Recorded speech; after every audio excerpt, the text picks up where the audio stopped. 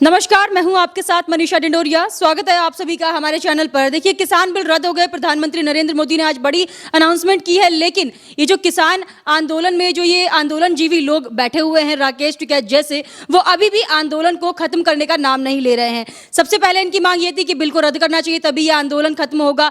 लेकिन अब जब बिल रद्द हो गए हैं, अब भी ये कह रहे हैं कि हम यहाँ से नहीं उठेंगे। तो चाहते क्या है ये आंदोलनजीवी लोग, इसी पर हम चर्चा करेंगे। रवि जी और यादव जी इस वक्त मेरे साथ है। सर, सबसे पहले आपसे मैं सवाल करना चाहूंगी कि जिस तरीके से राकेश टिकैत बोल रहे हैं कि हम नहीं उठेंगे जब तक ये संसद में रद्द नहीं होगा, प्रधानमंत्री देश के इतने बड़े नेता, पॉपुलर नेता, बोल दिया, अनाउंसमेंट कर दिया, तब भी अभी तक नहीं उठने का नाम ले रहे, क्या कहेंगे आप?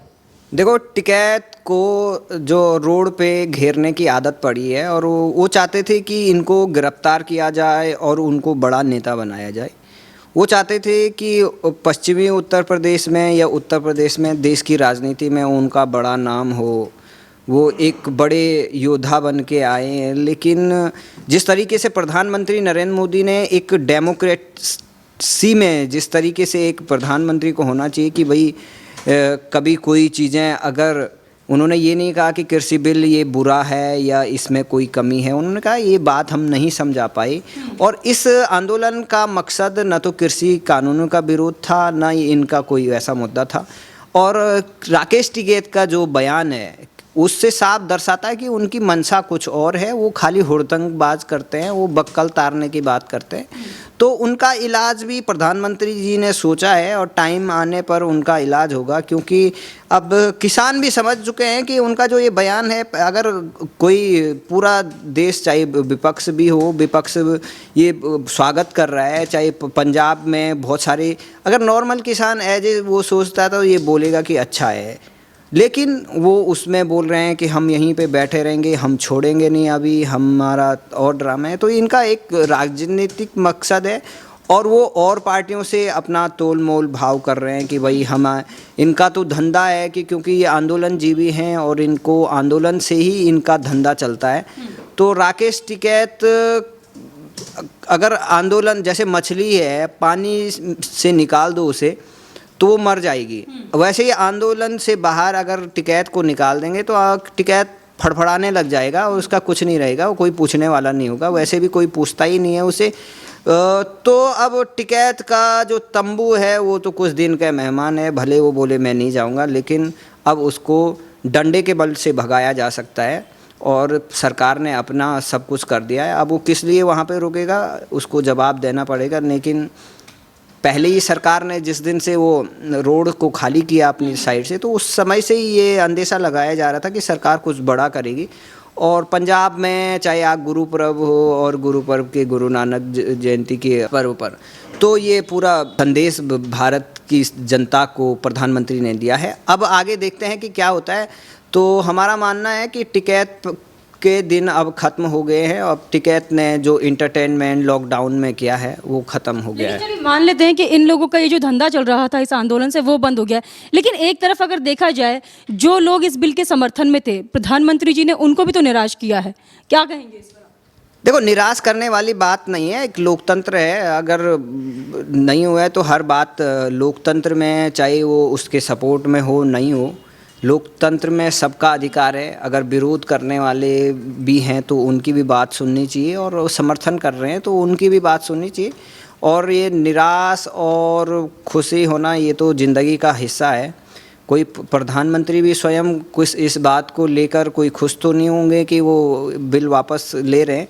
लेकिन एक जो इस बात पे अड़े हुए थे और ये चाहते थे कि यहाँ पे बहुत खून खराबा हो, गोलियाँ चले और फिर उसको लेकर पूरे देश में आग लगाएं, वो चीज़ रोका है। और आइंदा से सरकारों को सही ढंग से कैसे ऐसे लोगों पर नियंत्रण करना है वो देखना पड़ेगा।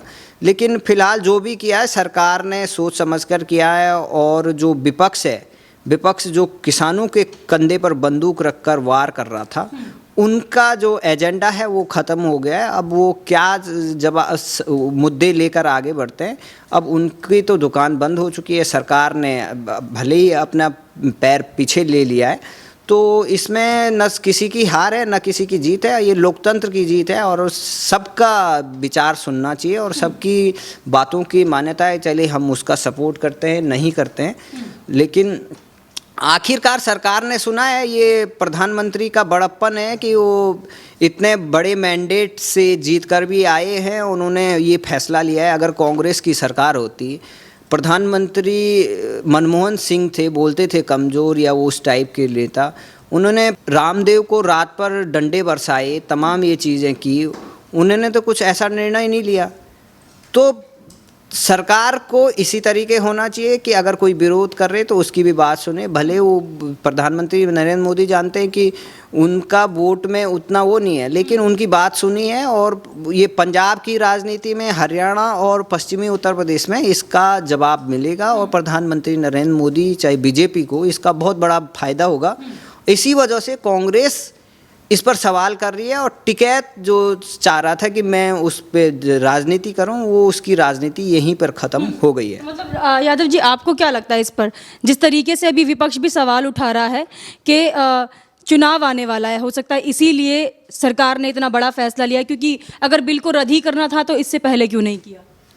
नहीं, विपक्ष का तो सवाल उठाने का मतलब ये है कि विपक्ष जो चाहता था वो चीज़ नहीं हो पा रही है। विपक्ष जो चाहता था वो चीज़ें नहीं हो पा रही हैं। वो चाहता था कि किसानों के दम पे और पूरी राजनीति खराब कर दे और आगे इलेक्शन भी आने वाले, तो इलेक्शनों में किसानों को लेके बीजेपी को हराने का जो षड्यंत्र था वो विपक्ष का फेल हो चुका है। और टिकैत जैसे और जितने आंदोलन जीवी हैं, इनकी दुकानें बंद हो चुकी हैं। मोदी जी के इस फैसले के हम सराहना करते हैं, लेकिन इसमें दोनों ही चीज़ें हैं। आपको दो तरीके से देखना पड़ेगा।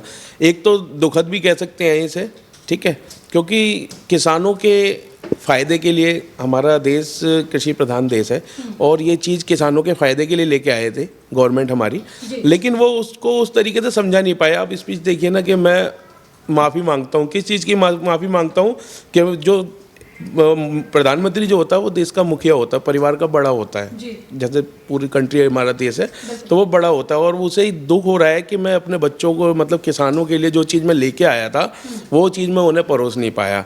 कुछ असामाजिक तत्वों के कुछ आंदोलनजीवी ऐसे थे जिनकी वजह से जो पॉलिटिक्स के नाम पे इतने नीचे गिर गए हैं, उन्हें देश की चिंता नहीं है, उन्हें अपनी जेबें भरने से, अपनी राजनीतिक कैरियर से उससे मतलब है। तो कहीं ना कहीं मैं कहूँगा दोनों चीज़ें। और दूसरी चीज़, एक दूसरा खुशी इस चीज़ की भी है, तो कहीं ना कहीं जो बेफालतू की अराजकता फैला रहे थे, आपने पीछे देखा होगा, जैसे जो हुड़दंग हुआ, जो अराजकता हुई, जो मौत हुई, जो किसान को मार के टांग दिया गया, या और सारी चीज़ें थी, उस पर भी रोक लगेगी, क्योंकि ये लोग आंदोलन के नाम पर देश में अराजकता फैलाने का काम कर रहे थे। और कहीं ना कहीं जो ये बैठे हुए थे, इनके रोज़गार पे भी ठप्पा लग गया। जो इन्होंने आंदोलनजीवी ने अपना रोज़गार बना रखा था, ठीक है, तो उसको भी कहीं ना कहीं चोट लगी है और आगे इनका कैरियर ख़त्म होता दिखाई दे रहा है। आगे इनका कुछ नहीं होने वाला। देश के किसान भी समझ रहे हैं, पंजाब से, हरियाणा से, जो भी है, पश्चिमी उत्तर प्रदेश से, इनका आगे आने वाले समय में बीजेपी को और भारत सरकार को, मतलब जो भी मोदी जी को, बहुत अच्छा फ़ायदा मिलने वाला है इसका। विपक्ष के लोगों ने, मेरा कहने का मतलब है, ये मोदी जी का बहुत बड़ा मास्टर स्ट्रोक था और इसके जो रिजल्ट आएंगे ना, वो आपको आगे दिखाई देंगे। कई बार क्या होता है, जब हमें कहीं लंबी जंप मारनी होती है ना, कोई भी हो, तो 2 कदम पीछे आना पड़ता है, उसके बाद जंप मारी जाती है। आप उस जगह पे खड़े होके कभी भी आप जंप नहीं मार सकते लंबी। तो ये जो मास्टर स्ट्रोक है, इसका जो फ़ायदा है वो डेफिनेटली आगे आने वाले टाइम में हमें देखने को मिलेगा। तो एक बड़ा मास्टर स्ट्रोक माना जा रहा है प्रधानमंत्री जी का, आप कह रहे हैं। अच्छा, जिस तरीके से ये लोग खुशियां मना रहे हैं, राहुल गांधी का ट्वीट आपने देखा होगा कि अहंकार की हार हुई और किसानों की जीत हुई।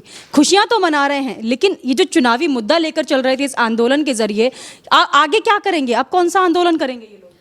आगे कोई और दूसरा आंदोलन देखेंगे। इन्हें की दुकानदारी तो इसी से चलती है ना, इन्होंने क्या काम करना है? इनके पास, इन्हें कोई रोजी रोटी के लिए कहीं जाने की तो ज़रूरत है ही नहीं है। पहले ही करप्शन करके इन्होंने इतनी प्रॉपर्टी बना रखी है, विदेशों में घूम रहे हैं, अभी वहाँ विदेश में बैठे होंगे, कहीं कहीं चले जाएंगे। इनको क्या मतलब है? इनको तो पब्लिक, जो देश की जनता है, उन्हें भड़काने से मतलब है। और हमारे देश की जनता इतनी भोली है, वो इनकी बातों में कुछ एक लोग, हालांकि पहले से काफ़ी सुधार हुआ है, लेकिन फिर भी कुछ प्रतिशत है जो अभी भी जो ऐसे जो बुद्धिजीवी हैं, जिन्हें मतलब खुद की समझ नहीं है, किसी चीज़ की समझ नहीं है, और उसके बावजूद इनकी बातों में जो बहक जाते हैं। तो धीरे धीरे वो सुधार हो रहा है। आगे इनका तो ये चलता ही रहेगा, क्योंकि विपक्ष का मतलब जो होता है वो इन्हें पता ही नहीं है। और विपक्ष के नाम पे कहीं ये टिक भी नहीं रहे हैं। आज कुछ है भी नहीं विपक्ष के नाम। विपक्ष होता है एक मजबूत विपक्ष होता है जो देश के बारे में सोचता है, लेकिन इन्हें देश से ज़्यादा अपनी जेबों के और अपने बारे में सोचना रहता है। कैसे आप कह रहे हैं देश के बारे में नहीं सोचते, किसानों के बारे में सोच रहे हैं ये लोग कितना? बहुत किसानों के बारे में सोच रहे हैं, तभी तो क्या कहते हैं, राकेश टिकैत जैसे लोगों को आगे कर रखा है और उसने धरने के नाम पर जगह घेर के। कहाँ किसान है? किसने कहा वो किसान है? वो अपने आप को वो राकेश टिकैत नहीं, वो बकैत है और कोई किसान नहीं है। वो एक बहुत बड़ा आड़ती है, ठीक है, और उसने आड़ती थे और लोगों की जगह घेर के इतनी सारी प्रॉपर्टी बना ली है।